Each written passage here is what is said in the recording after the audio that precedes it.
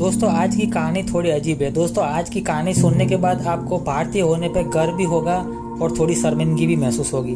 दोस्तों बात है सन 1907 की। दोस्तों सन 1907 में एक रुडयार्ड किपलिंग नाम का एक अंग्रेज आता है जो कि भारत में रहता है और भारत में आने के दौरान वह जोधपुर में जाता है और जोधपुर के मेहरानगढ़ किले में जाके उसे एक अजीब सा फोटो दिखाई देता है जिसके बारे में वह गाइड से पूछता है। जब गाइड उस फोटो के बारे में बताता है तो वह अपनी किताब में लिखता है। दोस्तों वह किताब पहली ऐसी थी जो साहित्य के लिए नोबेल पुरस्कार मिला उस अंग्रेज को और दोस्तों उसके ऊपर जो फिल्म बनी उसे ऑस्कर अवार्ड तक मिल गया।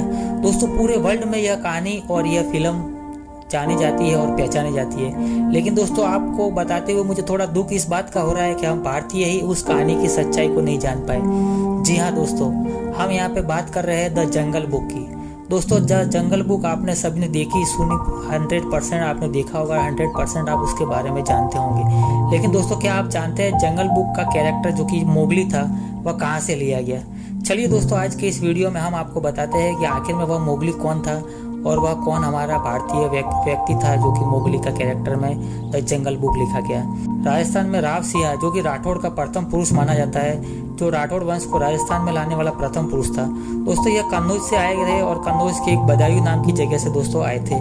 दोस्तों बात उस समय की है जब राजस्थान में काफ़ी व्यापार और वाणिज्य जो भी है जंगल के रास्ते और पैदल और गाड़ी घुड़सवार पर होता था। दोस्तों राजस्थान में एक जिला पड़ता है पाली। दोस्तों पाली जिले में जो ब्राह्मण लोग रहते थे उन्हें पाली ब्राह्मण कहते थे। दोस्तों पालीवाल ब्राह्मण जो कि ट्रेडिंग का काम करते थे, जो एक स्थान से दूसरे स्थान पर व्यापार करते थे, तो दिल्ली से लेकर और राजस्थान के तक और उधर से राजस्थान से लेकर और सूरत तक का व्यापार अपने घोड़े, हाथी और ऊंट गाड़ी और बैलगाड़ियों द्वारा और पैदल किया करते थे। दोस्तों उस समय चूंकि बस और गाड़ियों का चलन नहीं था तो ज़्यादातर ट्रेडिंग जानवरों के द्वारा ही इधर से उधर किया जाता था। दोस्तों कहानी की शुरुआत होती है राजस्थान से।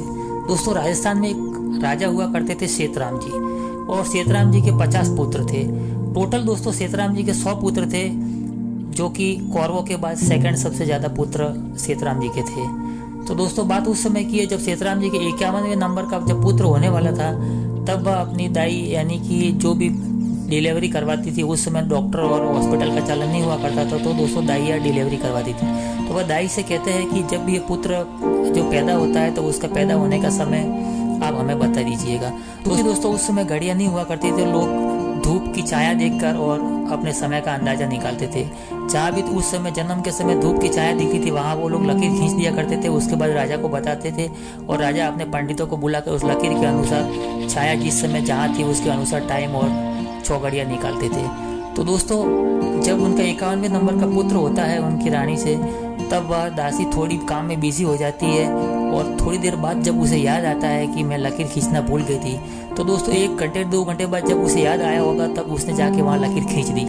जब राजा आए तो राजा ने दूसरे दिन जब आके पूछा कि भाई बच्चे का जन्म हुआ है तो उसका नामकरण और चौघड़ियाँ दिखवाने के लिए पंडित को बुलाना है, तब वह दाई के पास जाते हैं और दाई उन्हें वो खींची हुई लकीर बता देती है। दोस्तों दाई इस बात से डर जाती है कि मेरे से भूल हुई है, इसलिए वह लकीर राजा को झूठी बोल देती है कि ये लकीर जो खींची है उसी समय बच्चे का जन्म हुआ था। अब दोस्तों दूसरे दिन राजा पंडित को बुलाते हैं और उसका जो ग्रह नक्षत्र और चौकड़ियाँ जो भी बोलते हैं वो दिखाने के लिए उन्हें वहाँ आमंत्रित किया जाता है। पंडित जी आते हैं और चौकड़ियाँ और ग्रह नक्षत्र की स्थिति देखते हैं और कहते हैं कि ये बच्चा तो बहुत ही बड़ा दुर्भाग्य है, यानी बच्चा अभागा है। अगर इसके दर्शन उसके पिता को हो गए तो उसके पिता उनका मुख देखते ही मर जाएंगे।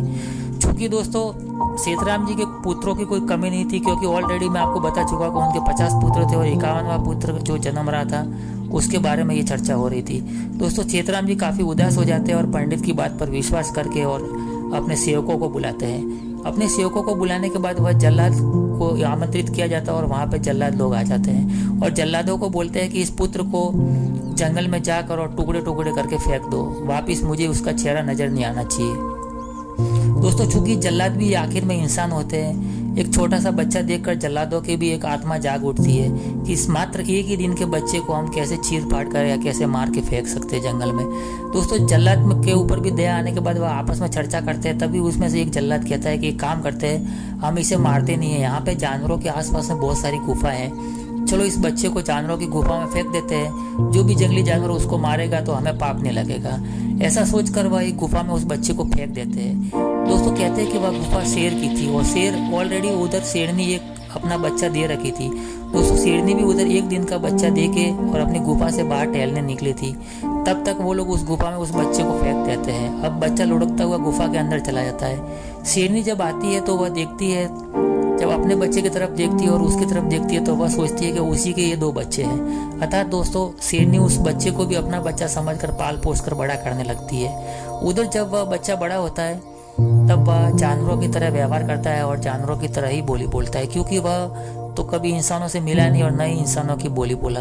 दोस्तों आखिर में खून तो राजकुमार का होता है, तो वह अपना शरीर और सौंदर्य तो उसी प्रकार से निखरता था उसमें और उसी प्रकार का राजकुमार जैसा बलवान और ताकतवर पैदा हो गया। लेकिन दोस्तों उसके चाल चलन सारे शेर और चीते जैसे थे, क्योंकि शेर की फैमिली से वो बड़ा हुआ था तो शेर जैसे थे। वह इंसानों की तरह नहीं चलता था, वह 2 हाथ और 2 पैरों की सहायता से 4 पैर वाला जानवर बन के चलता था। और दोस्तों जंगल में रहने के कारण और जानवरों के बीच रहने के कारण उसके डीएनए में भी कुछ परिवर्तन होता है और दोस्तों उसके पूरे शरीर पर बाल जैसे भी दिखते हैं। दोस्तों बात आई गई हो जाती है। अब सेतराम जी के टोटल 100 पुत्र थे और काफ़ी समय व्यतीत हो चुका था। दोस्तों एक बार जब पालीवाल ब्राह्मण जब अपने ट्रेडिंग या अपने व्यापार के मकसद से जब कन्नौज के जंगलों से आगे गुजरते हैं तब वह देखते हैं कि उस जंगल में 4 शेर और एक व्यक्ति लड़ रहा है। अब 4 शेर आपस में लड़ रहे हैं और एक व्यक्ति भी लड़ रहा है। और जब वह ये नज़ारा देखते हैं तो वह देखते हैं कि वह व्यक्ति चारों शेरों पे भारी पड़ रहा है। कभी इस शेर को लपक के गिरा देता है, कभी इस शेर को लपक के गिरा देता है, कभी वह जोर जोर से गुर्राने लगता है। ये अंदाजा देखकर वो सभी ब्राह्मण चौंक जाते हैं और वह आकर अपने राजा सीताराम जी को बताते हैं कि राजा जी आज हमने आपके जंगल में ऐसा ऐसा घटना देखा। अब राजा काफी आश्चर्यचकित हो जाता है कि ये कैसे संभव है। अब ये बात वह अपने सैनिकों को बताता है। सैनिक काफी भागदौड़ करते हैं और जंगल में वह व्यक्ति नहीं मिल पाता है। तब राजा सभी लोगों को बुला के और एक मीटिंग रखते हैं और सबसे पूछताछ करते हैं। अर्थात दोस्तों थोड़ी देर के बाद वह जो जल्लाद होता है वह राजा से कह बैठता है, बोले राजा जी गलती माफ करना, लेकिन शायद हमने जो आपका एक पुत्र था उसको हमने शेर की गुफा में फेंक दिया था, वो न हो ये आपका पुत्र ही हो सकता है। दोस्तों ये सुनकर राजा के कान खड़े हो जाते हैं। अब राजा तुरंत आदेश देता है कि जहाँ कहीं भी वह बच्चा हो ढूंढ के लाके और मेरे राज्य में हाजिर करो। अब दोस्तों सेवक निकलते हैं उस बच्चे की तलाश में। काफी दिनों तक खोजबीन करने के बाद वह बच्चा आखिरकार उन्हें दिख जाता है, जो कि अब जवान एक मर्द हो चुका था।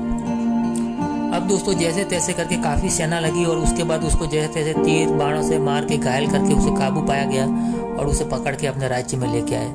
दोस्तों राज्य में लाने के बाद उन्हें काफी ट्रेनिंग दी गई और उच्च प्रशिक्षण दिया गया और इंसानों की बोली सिखाई गई और कुछ समझाना, कपड़े पहनना, खाना खाना, ये सब सिखाया गया। चूंकि दोस्तों वो जंगल में रहता था तो वह पूरी तरह से मांसाहारी था, वह कच्चा मांस खाने का आदी हो गया था और जानवरों की तरह चलता था। दोस्तों राज्य में लाने के बाद काफी प्रशिक्षण देने वाले जो बार बार से बुलाए गए उन्हें प्रशिक्षण दिया गया और उसे इंसानों की तरह हाव भाव करने का और व्यवहार करने का सिखाया गया। दोस्तों जब पालीवाल ब्राह्मण जब अपना व्यापार पूरा करके दिल्ली के रास्ते वापस लौटते हुए आते हैं तो जब वह राजस्थान में आते हैं तो सीताराम जी से पूछ बैठते हैं कि जो हमने आपको बात बताया था वो क्या सत्य है या असत्य है। जब सीताराम जी कहते हैं कि वो बात तो सत्य है और वह मेरा ही पुत्र था। अब दोस्तों पालीवाल ब्राह्मण जो कि ट्रेडिंग करने आया जाया करते थे तो रास्ते में उनके साथ लूटपाट भी बहुत हुआ जाया करती थी। तो दोस्तों वहाँ जाके सीताराम जी से रिक्वेस्ट करते हैं कि हमें एक राजा चाहिए और वह राजा हमें एक दे दीजिए ताकि हमारी रक्षा भी करे और हम उन्हें अपना टैक्स दिया करेंगे। ये सुनकर सीताराम जी कहते हैं कि हमारे 100 पुत्र में से कोई सा भी एक पुत्र आप ले सकते हो। अब दोस्तों पालीवाल ब्राह्मण 100 पुत्रों में से किसी को सेलेक्ट नहीं करते और वह सिंहा जी को ही सेलेक्ट करते हैं। दोस्तों सिंहा जी नाम इसलिए पड़ा क्योंकि वो शेर के जैसा दिखता था और शेर के जैसा व्यवहार करता था और शेरों के साथ बड़ा हुआ था, इसलिए दोस्तों उनका नाम सिंहा रख दिया गया। दोस्तों राव सिंहा जो राठौड़ों के पहले पुरुष थे जो राजस्थान में आए थे, दोस्तों बाड़मेर के पास उन्होंने अपनी राजधानी बनाई और 8 BC घुड़सवारों के साथ उन्होंने अपना सेना का जमावड़ा वहाँ डाला। दोस्तों 8 BC बोले तो 8 बार यानी 160 लगभग सैनिक के साथ वहाँ गए और उन्होंने अपना वहाँ किला बनाया और वहाँ अपना राज्य स्थापित किया। धीरे धीरे उन्होंने अपना राज्य का विस्तार किया जो कि गुजरात, राजस्थान और कुछ हद तक उत्तर प्रदेश के जिलों तक भी उन्होंने अपना राज्य कायम किया। तो दोस्तों ये थी कहानी राव सिंहा जी की, जो सिंहा नाम पड़ने का कारण था कि वह शेरों के साथ पले बड़े हुए थे और शेरों के जैसा व्यवहार करते थे। दोस्तों आशा करते हैं आपको ये कहानी पसंद आई होगी और समझ आई होगी। दोस्तों काफ़ी डिटेल में कभी और कहानी सुनाएंगे इसके बारे में, क्योंकि वीडियो ज़्यादा लंबा हो जाएगा और समय की अभाव होने के कारण आपको ये छोटा सा वीडियो कैसा लगा कमेंट करके ज़रूर बताना। और अगर वीडियो अच्छा लगता है तो वीडियो को लाइक और चैनल को सब्सक्राइब जरूर करना।